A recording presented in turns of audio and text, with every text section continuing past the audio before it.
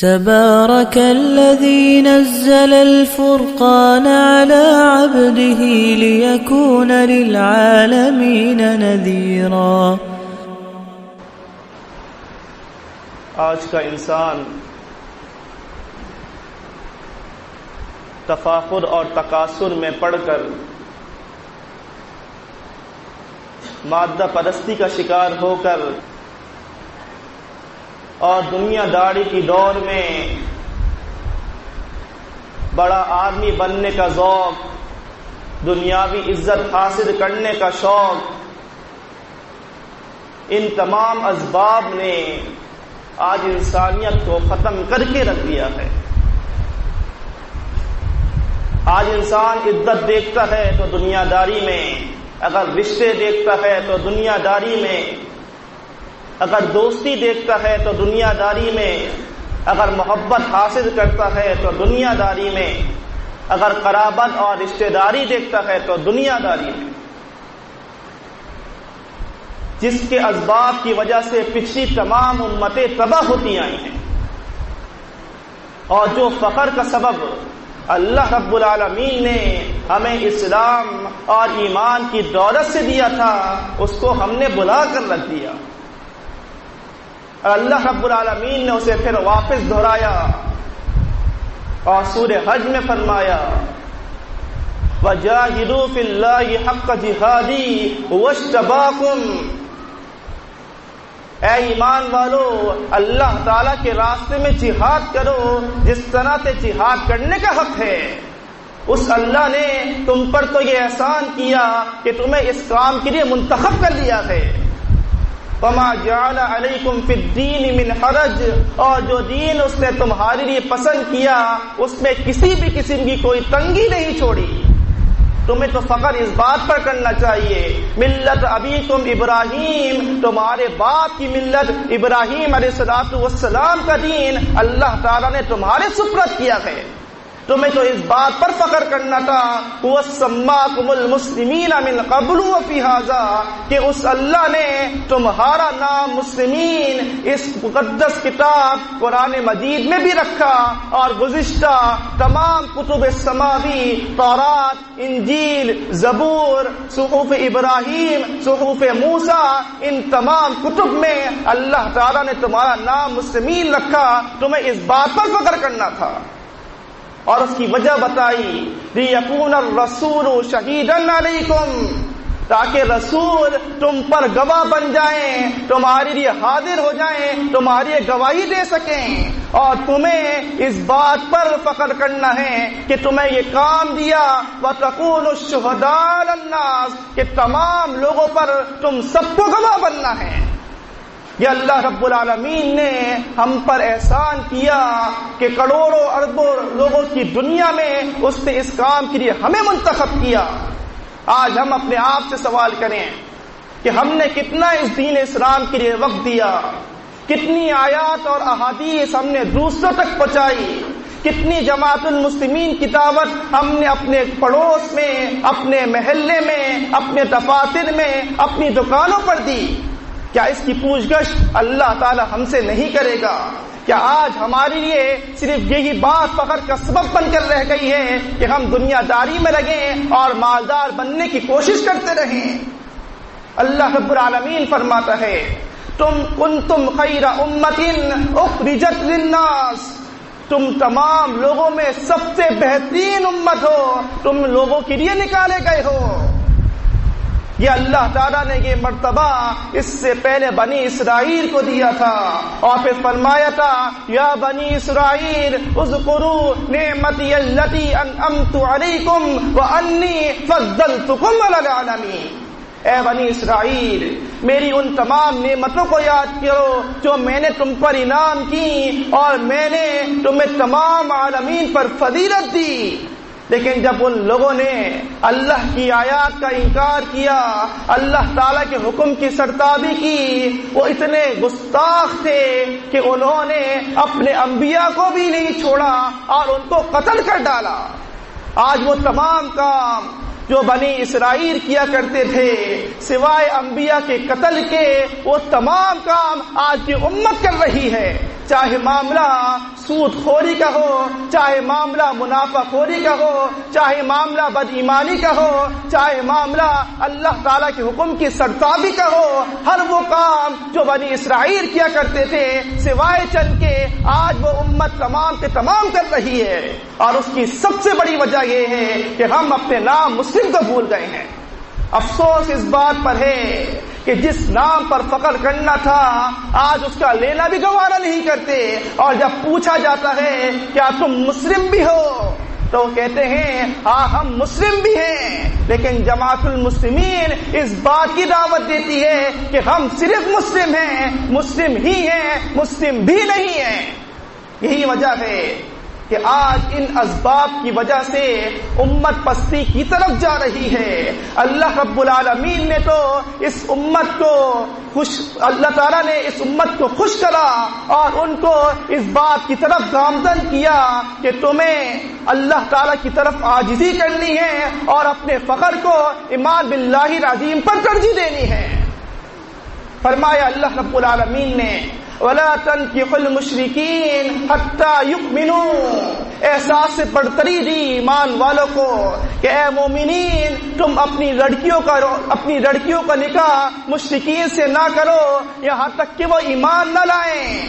اور پھر فوقیت دی وَلَعَبْدٌ مُؤْمِنٌ خَيْرٌ مِّن مُشْرِكٍ وَلَوْ أَعْجَبَكُمْ، ایک مومن غلام جو کہ کسی کی ملکیت میں ہے وہ اس مشرک سے بہتر ہے، اگرچہ اس مشرک کا مال، اس کا حسن، اس کا آزاد رہنا تمہیں کتنا ہی تعجب میں کیوں نہ ڈالے، لیکن وہ مومن غلام جو اللہ پر ایمان رکھتا ہے وہ اس مشرک سے بہتر ہے.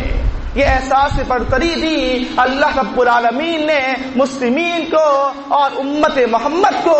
لیکن آج ہم شیوا اپناتے ہیں مغربی تہذیبوں کا، وہ تمدن اختیار کرتے ہیں جس سے ہمیں سختی سے منع کیا گیا ہے. آج ہمارا جوان داڑھی رکھتے ہوئے اس بات میں آر محسوس کرتا ہے کہ لوگ اسے کیا کہیں گے.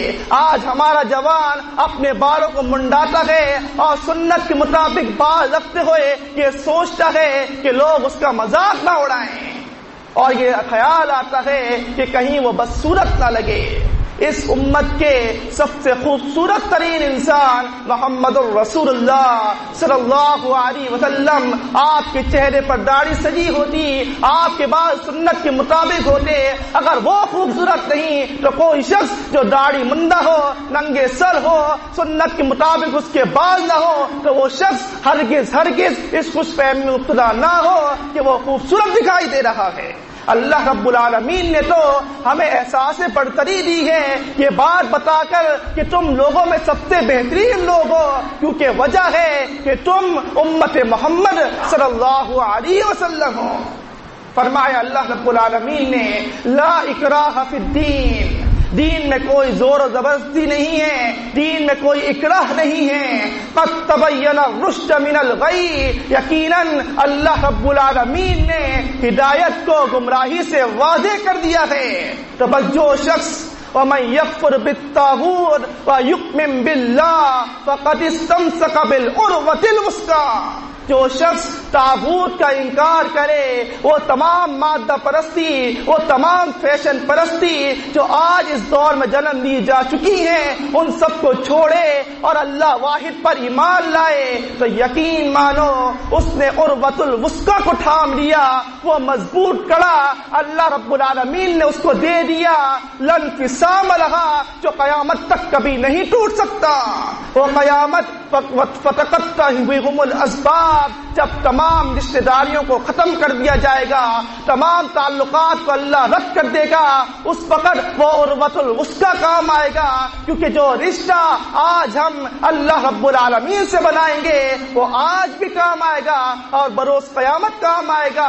جب باپ بیٹے سے، بیٹا باپ سے، ماں اپنی اولاد سے بھاگ رہی ہوگی، اس وقت اللہ ولی الذین آمنوا، وہ اللہ جو ایمان والوں کا دوست ہے، وہ اس وقت اس شخص کے کام آئے گا جس نے دنیا کی زندگی میں اللہ رب العالمین پر فخر کیا، اس پر ایمان لانے کو ترجیح دی. اقول قولی ھذا لی ولکم استغفر اللہ.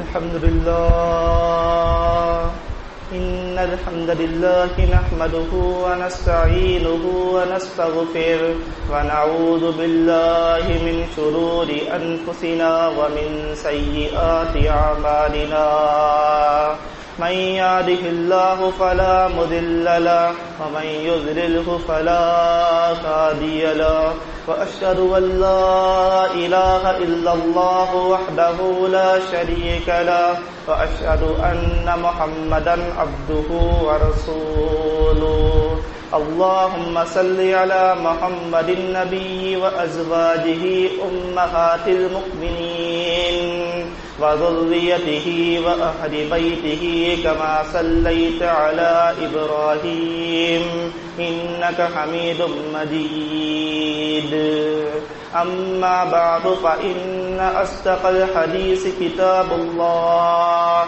وأحسن الهدي هدي محمد صلى الله عليه وسلم وشر الأمور محدثاتها وكل محدثة بدعة وكل بدعة ضلالة وكل ضلالة في النار. آج لوگ یہ سوچ رکھتے ہیں کہ دولت مند لوگ اور مالدار لوگوں کے پاس بیٹھ کر انہیں عزت حاصل ہو سکتی ہے، کسی بڑے آدمی کی دوستی ان کے کوئی کام آ سکتی ہے. یہی سوچ، یہی منافقت محمد رسول اللہ صلی اللہ علیہ وسلم کی عہد رسالت میں بھی تھی، اور منافقین کفار کو اپنا دوست بنایا کرتے تھے، جس کا ذکر کیا اللہ رب العالمین نے، الذین یتخذون الکافرین اولیاء من دون المؤمنین، کہ وہ لوگ جو مومنین کو چھوڑ کر کفار کو اپنا دوست بناتے ہیں، انہیں اپنی دوستی پر ترجیح دیتے ہیں. اللہ تعالیٰ نے ان کے دلوں کی بات قرآن مجید میں رکھی، ایبتغون عندہم العزہ، کیا وہ ان کے پاس عزت کے متلاشی ہیں؟ کیا وہ وہاں پر عزت حاصل کرنے جاتے ہیں؟ تو پھر اس بات کو ذہن نشین کر لیں، فإن العزت للہ جمیعا، عزت کسی شخص کی نہیں، تمام کی تمام عزت اللہ رب العالمین کے لیے ہے، جو خالق کائنات اور مالک کل ہے. صحیح مسلم میں ہے، حضرت زید بن ارقم رضی اللہ تعالیٰ عنہ بیان کرتے ہیں، كنت في غزاة فسمعت عبد الله بن ابي بن سلول يقول لا تنفذوا على من عند رسول الله حتى ينفذوا من حولي. کہتے ہیں میں کسی جنگ میں تھا تو میں نے عبداللہ بن ابی جو کہ منافقوں کا سرغنہ تھا، اس کے منہ سے یہ الفاظ سنے کہ وہ یہ کہہ رہا تھا کہ جو لوگ، جو اعرابی، جو دیہاتی، جو غریب مسلمین محمد صلی اللہ علیہ وسلم کے ارد گرد جمع ہیں، ان پر اپنا خرچ کرنا بند کر دو، ان پر اپنی دولت نہ لوٹاؤ.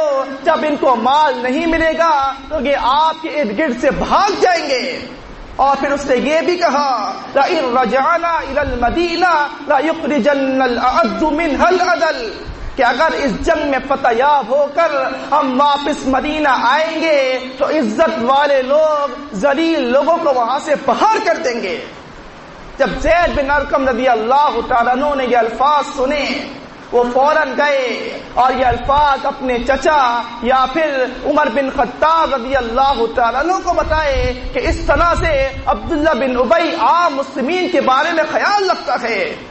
وہ فوراً گئے اور اللہ کے رسول صلی اللہ علیہ وسلم کو سارا واقعہ سنایا.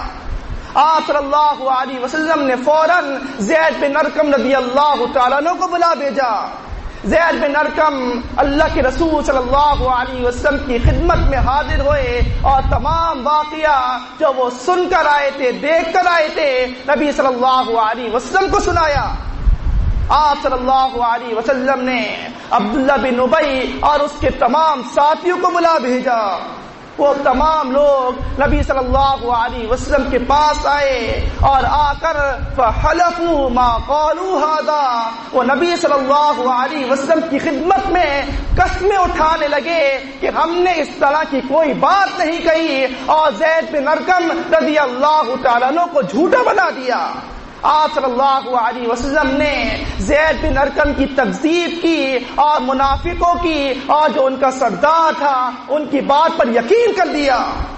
زید رضی اللہ تعالیٰ عنہ بیان کرتے ہیں فَأَصَابَنِي حَمٌّ لَمْ يُصِبْنِي مِثْلُهُ قَطٌّ، مجھے اس قدر رنج پہنچا کہ اس طرح کا غم مجھے آج سے پہلے کبھی نہیں پہنچا تھا کہ اللہ کے نبی صلی اللہ علیہ وسلم نے مجھے جھوٹا سمجھا اور اس شخص کو سچا جانا.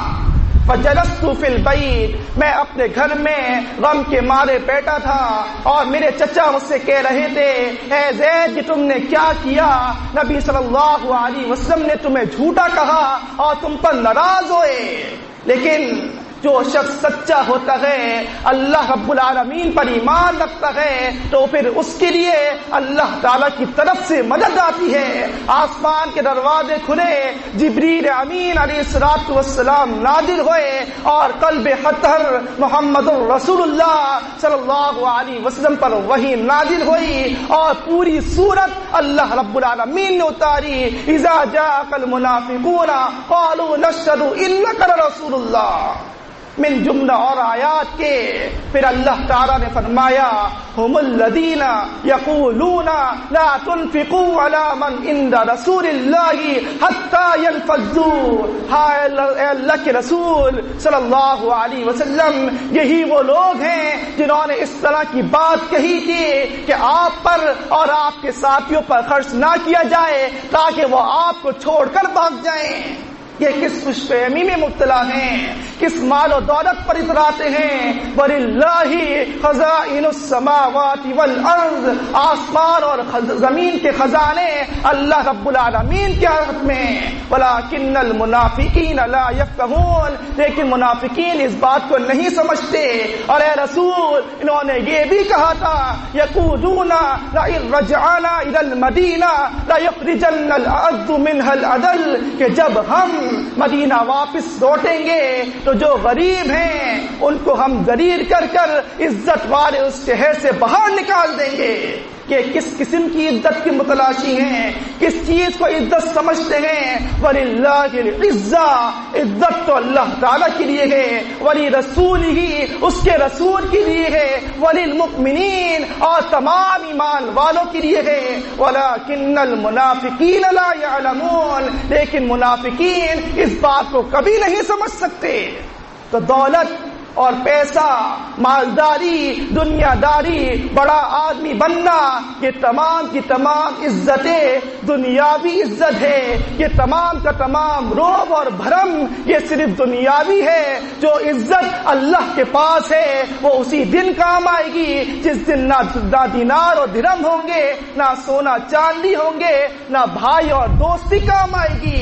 یا ایھا الناس انتم الفقراء الی اللہ، اے لوگوں کس خوش فہمی میں مبتلا ہو، تم تمام کے تمام اللہ تعالیٰ کے فقیر ہو، تم تمام کے تمام اللہ کے در کے محتاج ہو. وہ اللہ غنی ہے، وہ آسمان و زمین کے خزانوں کا مالک ہے. وہ جس کو چاہے کھلائے، جس کو چاہے پہنائے، جس کو چاہے عزت دے، جس کو چاہے ذلت دے.